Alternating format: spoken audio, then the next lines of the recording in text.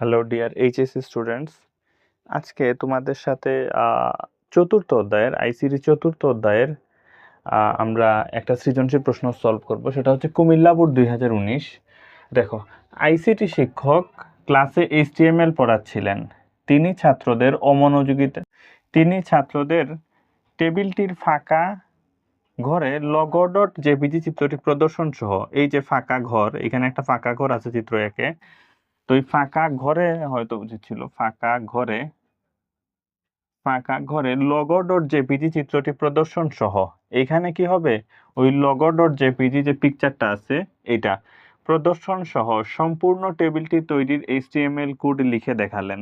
মানে স্যার এটা কি করছেন, স্যার এই চিত্র একের টেবিলটি যে এইচটিএমএল কোড আছে সেটা লিখে দেখাইছেন, এইখানে ওই পিকচারটা এসে যুক্ত হবে। ঠিক আছে, তারপরে দেখো, তারপর ছাত্রদের নিচের অনুচ্ছেদের আউটপুটটি পাওয়ার জন্য এইচটিএমএল কোড লিখতে বললেন। তারপর কি বলছেন যে স্যার তারপর ছাত্রদের নিচের অনুচ্ছেদটির আউটপুট, এই যে একটা অনুচ্ছেদ দেখো, এই একটা অনুচ্ছেদ চিত্র 2, ঠিক আছে, এই একটা অনুচ্ছেদের আউটপুটটি পাওয়ার জন্য এইচটিএমএল কোড লিখতে বললেন। এইটা কে লিখবে? ছাত্ররা লিখবে, আর এটা টিচার লিখবে। সার্চ ইঞ্জিন কি? সার্চ ইঞ্জিন কি এটা আমরা জানি যে যে জিনিসগুলোর মধ্যে আমরা সাধারণত সার্চ দেই, যে গুগল হচ্ছে একটা সার্চ ইঞ্জিন। সার্চ ইঞ্জিন হচ্ছে এমন এক ধরনের টুল যেখানে আমরা আমাদের প্রয়োজনীয় তথ্য লিখে কি করি, সার্চ দেই। আচ্ছা, নাম্বার। তো তোমরা অবশ্যই যে কাজটা তোমাদের করণীয়, এই প্রশ্নগুলা উদ্দীপকটা তোমাদের পাশে থাকতে হবে। হয়তো তোমরা ভিডিও থেকে লিখে নিবা প্রথমেই, আর না হলে তোমাদের সাথে টেস্ট পেপার সাপ্লিমেন্ট যাই থাকুক সেটা থাকতে হবে। প্রশ্ন ছাড়া তো আর আসলে তোমরা করতে বুঝতে পারবে না টোটাল। সেই কারণে তোমরা আগে উদ্দীপক, প্রশ্ন সবকিছু পাশে রাখবা। আইপি অ্যাড্রেসের যে ডোমেইন নেম ব্যবহার করা সুবিধাজনক ব্যাখ্যা করো। তোমরা এটা বুঝতে হবে, শুধু মুখস্থ করে ফেললে হবে না। আইপি অ্যাড্রেস মানে কি? আইপি অ্যাড্রেস মানে হচ্ছে একটা ডিজিট, কয়েকটা ডিজিট বা নাম্বার, যেমন 1 2 3 4 5 6 এইভাবে ডট দিয়ে কিছু ডিজিট ব্যবহার করা হয়। যেমন 192.168.931.1 বা এই ধরনের যে কোনো কিছু 9.1, এই ধরনের একটা ডিজিট দেওয়া থাকে। ঠিক আছে, এটা হচ্ছে আইপি অ্যাড্রেস। তো আইপি অ্যাড্রেসের চেয়ে ডোমেইন নেম, তো আইপি অ্যাড্রেসের থেকে আমাদের ডোমেইন নেমটা ব্যবহার করা সুবিধাজনক ব্যাখ্যা করো। কারণ এই যে নামটা, ধরো এই যে নামটা এখানে দেওয়া আছে 192.162. ধরো আরেকটা দিলাম 168.1, 168.1 এইভাবে দিলাম। ঠিক আছে, তো এটা তো মনে রাখা অনেকের জন্যই কঠিন হবে। ঠিক আছে, তো এটাকে আমরা নাম যদি দিই ফেসবুক, ঠিক আছে, facebook.com দিয়ে দিই যদি, তাহলে এই ডিজিট থেকে এটা সহজ না? তো ডোমেইন নেম হচ্ছে কি, একটা নাম, টেক্সটে দেয়া একটা নাম। এটা হচ্ছে টেক্সট মানে ক্যারেক্টার এবিসিডি, এই এবিসিডিতে দেয়া একটা নাম। তো এটা থেকে এটা ব্যবহার করা সুবিধাজনক, সহজে মনে রাখা যায়। ঠিক আছে, আইপি অ্যাড্রেস হচ্ছে ডিজিট, ডিজিট ব্যবহারকারীদের মনে রাখা কঠিন, কিন্তু টেক্সট ব্যবহার করা সহজ। এই কারণে আইপি অ্যাড্রেস থেকে ডোমেইন নেম ব্যবহার করা সুবিধাজনক। ব্যাখ্যা করো, এটা তোমরা গাইড বই থেকে এই দুইটা একটু ভালো করে পড়ে নিবা। ঠিক আছে, আমরা ম্যাথের অংশে আসি। গ নাম্বার, ছাত্রদের এইচটিএমএল কোড কেমন হবে তা দেখাও। তো ছাত্রদের এটা ছিল, এটা হচ্ছে টিচারের, অর্থাৎ এটা শিক্ষক করে দেখাইছেন, আর এটা ছিল ছাত্রদের, অর্থাৎ শিক্ষক বলছেন যে চিত্র 2টা তোমরা করে দেখাও। ঠিক আছে, এটা হচ্ছে কি চিত্র 2। তো ছাত্রদের এইচটিএমএল কোড কেমন হবে তা দেখাও, এই হচ্ছে ছাত্রদের কোড। এটা কি হবে, এটা করে দেখানোর জন্য বলছে, এটা হচ্ছে গ নাম্বার। ঠিক আছে, তারপরে উদ্দীপকের ফাঁকা ঘরে ছবিটি সংযোজন করে। উদ্দীপকের অর্থাৎ এই ঘরে একটা ফাঁকা ঘর আছে, এখানে দেখতে পাচ্ছি চিত্র 1-এর মধ্যে কি আছে, একটা ফাঁকা ঘর আছে। তো উদ্দীপকের ফাঁকা ঘরে ছবিটি সংযোজন এর ক্ষেত্রে সাবধানতা উল্লেখপূর্বক টেবিলটি তৈরির এইচটিএমএল কোড দেখাও। মানে এই টোটাল টেবিলটা তৈরির এইচটিএমএল কোড দেখাও, এবং এখানে ওই যে পিকচারটা লগো ডট জেপিজি সেটা সংযোজন থাকবে। ঠিক আছে, তো আমরা ম্যাথ শুরু করি, প্রথমে গ থেকে শুরু করি। ঠিক আছে, ছাত্রদের এইচটিএমএল কোড কেমন হবে তা দেখাও, এটা থেকে শুরু করতেছি আমরা। তো দেখো, আমরা এইচটিএমএল কোডটা লিখি। প্রথমে কি লিখবো, ডক টাইপ এইচটিএমএল। ঠিক আছে, ডক টাইপ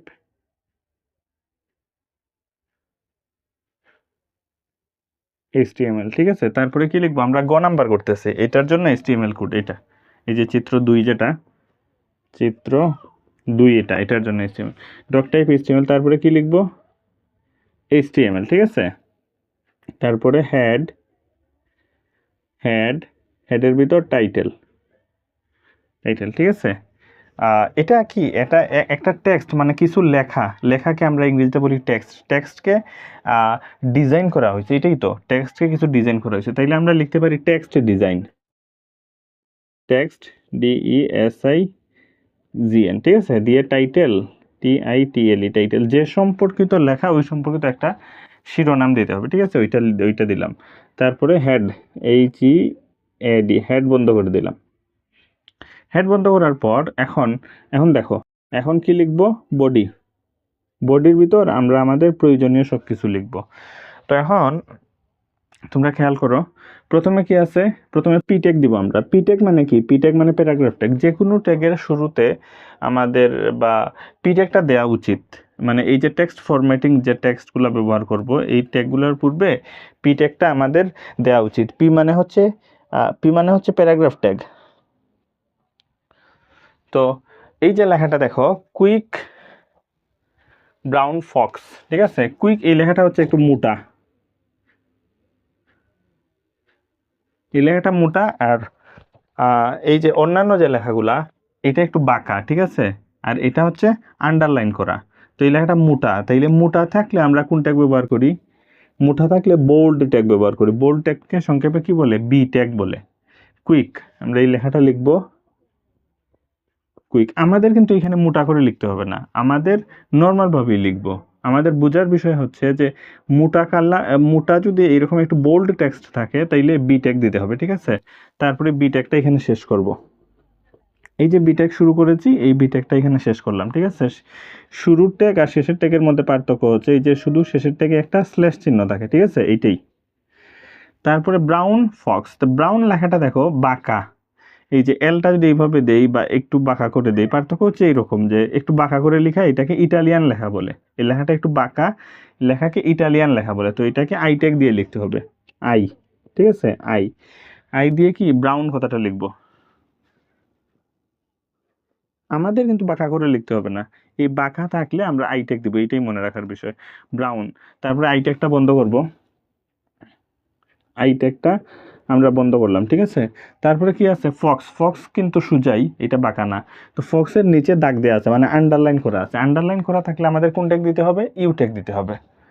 এই যে আমরা ইউ ট্যাগ দিলাম, ঠিক আছে। ইউ ট্যাগ দিয়ে এই ফক্সটা লিখবো, এদিকে নিচে লিখি, ঠিক আছে, ফক্স লিখবো, দিয়ে এই ইউ ট্যাগটা এখানে শেষ করব। ইউ ট্যাগটা শেষ করব। শেষ করার পরে এখন দেখো, এই যে লেখা ফক্স, এটা হচ্ছে প্রশ্ন, এটা হচ্ছে উত্তর। তো এই ফক্সের পরে নিচের যে লেখাটা, এটা নিচে চলে গেছে না। এইভাবে কিছু লেখার পর অন্যান্য লেখাগুলা যদি নিচে চলে যায় তাইলে ব্রেক ট্যাগ ব্যবহার করতে হয় আমাদের, বুঝছো। তাইলে কি ব্যবহার করবো, ব্রেক ট্যাগ। ব্রেক ট্যাগ, এই যে ব্রেক ট্যাগের কিন্তু স্টার্টিং এন্ডিং নাই, যে কোনো একটা দিলেই হয়। এই যে আমরা সাধারণত স্টার্ট করলে এন্ডিং করি কিভাবে, এখানে ব্রেক লিখে এখানে মানে স্ল্যাশ চিহ্ন দেই অন্যান্য সব ট্যাগের বেলায়, কিন্তু ব্রেক ট্যাগের বেলায় এই দুইটা ব্যবহার করতে হবে না, যে কোনো একটা ব্যবহার করলেই হবে, ঠিক আছে। তাইলে আমরা শুধু এইটা ব্যবহার করব, ঠিক আছে। এইটার এন্ডিং ট্যাগ নাই, বা শুধু এন্ডিং বা শুধু স্টার্টিং ট্যাগ ব্যবহার করলেই হয়। তো আমরা কি করব, শুধু বিআর লিখলেই হবে ব্রেক ট্যাগের বেলায়। এটার এন্ডিং ট্যাগ এইরকম এন্ডিং ট্যাগ ব্যবহার করতে হবে না, স্ল্যাশ দিয়ে যেটা করি। কি লেখা আছে, জাম্পস ওভার, তো লেখাটার নিচে আসার কারণে ব্রেক ট্যাগ ব্যবহার করলাম। তো নিচে আছে জাম্পস ওভার, তো জাম্পস ওভার লিখে কি করছে, এটাকে আবার কেটে দিছে। কোনো লেখা লিখে যদি এটাকে কেটে দেয় তো এটাকে বলে ডেল ট্যাগ, ঠিক আছে। এটাকে ডেল ট্যাগের ব্যবহার বলা হয়, মানে ডিলিট ট্যাগ, মানে পূর্ণরূপ। ডেল ট্যাগের পূর্ণরূপ হচ্ছে delete tag. Jumps over, JUMPS, jumps over, ঠিক আছে, জাম্পস ওভার। এই যে ডেল ট্যাগ শুরু করলাম, ডেল ট্যাগটা এইদিকে বন্ধ করতে হবে, ডেল ট্যাগ বন্ধ করলাম। তারপরে দ্য লেজি ডগ লেখা আছে, দ্য লেজি ডগ, তো লিখলাম the lazy, LAZY, the lazy. তো নর্মাল, এটাতে কোনো ডিজাইন বা কোনো কিছু নাই, যার কারণে এটা স্বাভাবিকভাবে লিখলাম, ঠিক আছে। তারপর ডগ লেখাটা উপরে আছে, কোনো লেখা যদি উপরে থাকে তাইলে এটাকে সুপারস্ক্রিপ্ট টেক্সট বলে, ঠিক আছে। এই ডগ লেখাটা উপরে আছে তাইলে এখানে সুপারস্ক্রিপ্ট ট্যাগের ব্যবহার হয়েছে, তাইলে সংক্ষেপে সুপ ট্যাগ বলে এটাকে। সুপারস্ক্রিপ্ট ট্যাগকে কি বলে সংক্ষেপে? Soup tag. সুপ দিলাম, সুপ দিয়ে কি লিখবো? এই ডগ কথাটা লিখবো। তোমাদের কিন্তু উপরে লিখতে হবে না, তোমরা অন্যান্য লেখার মতো স্বাভাবিকভাবেই লিখবা, শুধু উপরে থাকলে মনে রাখতে হবে যে সুপ ট্যাগ ব্যবহার করতে হয়। যে সুপ ট্যাগ শুরু আছে, শেষ আছে, মাঝখানে ডগ লেখছে, ঠিক আছে। তারপরে কি হচ্ছে এন্ড। এখন ওই যে এই লেখা থেকে এই লেখা আবার নিচে চলে গেছে না, এটা নিচে চলে গেছে, তাহলে কি আবার ব্রেক ট্যাগ ব্যবহার করতে হবে। এই যে আবার বি আর ব্যবহার করলাম, বি আর মানে কি? ব্রেক। তো ব্রেক লেখার পরে এন্ড, এন্ড ইট ফল, এটা স্বাভাবিক লেখা। দেন লেখাটা হচ্ছে নিচে, ঠিক আছে। তাইলে এন্ড, এন্ড লিখি আমরা, এন্ড লিখলাম। এরপরে দেন লেখাটা কি? নিচে, দেন লেখাটা হচ্ছে নিচে। তো নিচে থাকলে কোন ট্যাগ ব্যবহার করব? উপরে থাকলে সুপারস্ক্রিপ্ট আর নিচে থাকলে সাবস্ক্রিপ্ট। সাবস্ক্রিপ্টকে সংক্ষেপে বলে এস ইউবি, ঠিক আছে। সাবস্ক্রিপ্টকে সংক্ষেপে কি বলে? S U B, sub. Sub tag দিয়ে দেন লিখবো, দেন দিয়ে সাব ট্যাগটা বন্ধ করব, সাব ট্যাগ বন্ধ করলাম। এরপর কি? ইট ফল। একটু প্রশ্নটা দেখে নিই আমি, ইট ফলটা ঠিক আছে কিনা। হ্যাঁ, ইট ফল যেটা, এটা একটু মোটা কালির, ঠিক আছে, প্লাস বাঁকা। মোটা কালির এবং লেখাটা একটু বাঁকা, তাহলে মোটা কালির থাকলে কি করতে হবে? মোটা কালির থাকলে বোল্ড ট্যাগ ব্যবহার করতে হবে। আর লেখাটা একটু বাঁকা তাহলে কি? আই ট্যাগ ব্যবহার করতে হবে। তো একসাথে দুইটা, প্রথমে কি? বি ট্যাগ দিলাম, তারপরে আই ট্যাগ দিলাম, এইভাবে করে লিখতে হবে, ঠিক আছে। ইট ফল কথাটা লিখে দিব, ইট FALL। তোমাদের কিন্তু উত্তর লেখার বেলায় তোমরা যদি এইভাবে মোটা মোটা করে লিখো বা বাঁকা করে লিখো, এগুলো প্রয়োজন নাই। তোমরা স্বাভাবিক যে লেখা আছে ওইভাবেই লিখবা। শুধু এই মোটা এবং বাঁকা থাকার কারণে বি ট্যাগ এবং আই ট্যাগ ব্যবহার করেছি, এটা মনে রাখতে হবে। তাইলে আমরা বি ট্যাগ বন্ধ করে দিলাম এবং আই ট্যাগ বন্ধ করে দিলাম, ঠিক আছে। আমরা বি ট্যাগ এবং আই ট্যাগ বন্ধ করে দিলাম। তারপরে আবার ইট ফল তো শেষ, এখন ব্রেক ট্যাগ ব্যবহার করলাম। ব্রেক ট্যাগ ব্যবহার করে প্রি টু এ লায়ন, এই যে প্রি টু এ লায়ন, এটা তো হ্যাঁ, এটা স্বাভাবিক লেখা, এটা বাঁকা না। এই প্রি টু এ লায়ন এটা হচ্ছে কি? আমি একটু বাঁকা করে লিখে ফেলছি, উদ্দীপকটা একবার দেখি বইয়ে।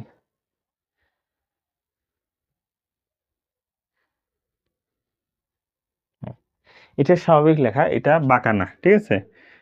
প্রি টু এ লায়ন, তাহলে দেখো প্রি টু এ লায়ন এটা হচ্ছে স্বাভাবিক একটা লেখা, নিচে শুধু আন্ডারলাইন করা আছে। তো আন্ডারলাইন করা থাকলে আমাদের কোন ট্যাগ ব্যবহার করতে হয়? ইউ ট্যাগ ব্যবহার করতে হয়, ঠিক আছে। তো আমরা কি করব? ইউ ট্যাগ ব্যবহার করব। ইউ ট্যাগের ভিতর কি লিখব? প্রি টু এ লায়ন।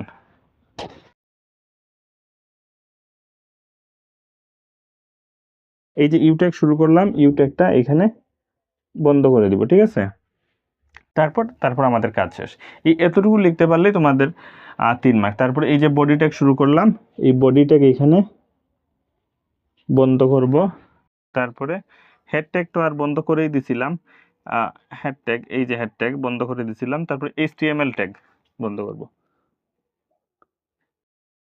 HTML tag.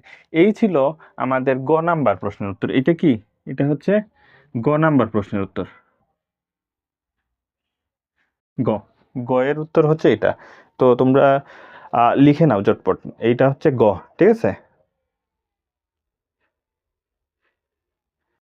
তো ঘ নাম্বার ছিল আমাদের যে এই যে উদ্দীপকটা ছিল, এই সাবধানতা মানে এইটার তোমাদের কোড লেখার জন্য বলছে এবং এইখানে ছবি সংযোজনের ক্ষেত্রে কিছু সাবধানতা অবলম্বন করার জন্য বলছে। তোমরা প্রশ্নটা দেখবা। তো এই প্রশ্নটার যে উত্তর, তো প্রথমে এটা লিখতে হবে যে সকল সাবধানতা অবলম্বন করতে হবে মানে ছবি সংযোজনের ক্ষেত্রে। প্রথমে ছবির ফাইলের নাম সঠিকভাবে দিতে হবে। তারপরে ছবির এক্সটেনশন, এক্সটেনশন মানে কি? ধরো তুমি একটা ছবি তুললা, ঠিক আছে, একটা ছবি তুললা, ধরো logo.jpg এই নামটা দেয়া ছিল উদ্দীপকে। তো এক্সটেনশন মানে হচ্ছে এই ডটের পরে যে অংশটা সেটাকে বলে, ঠিক আছে। ডটের পরে যে অংশটা সেটাকে এক্সটেনশন বলে। তো ছবির এক্সটেনশন সঠিকভাবে দিতে হবে, সোর্স ঠিকভাবে দিতে হবে। এই 2-3টা লিখলা যে কি কি সাবধানতা অবলম্বন করতে হবে, এই 2-3টা লিখে তারপরে এই যে টেবিলটা, ওই টেবিলটার HTML কোড লিখে ফেলবা, ঠিক আছে? তাহলে হয়ে যাবে। তো এখন আমরা টেবিলটার HTML কোড লিখে ফেলবো।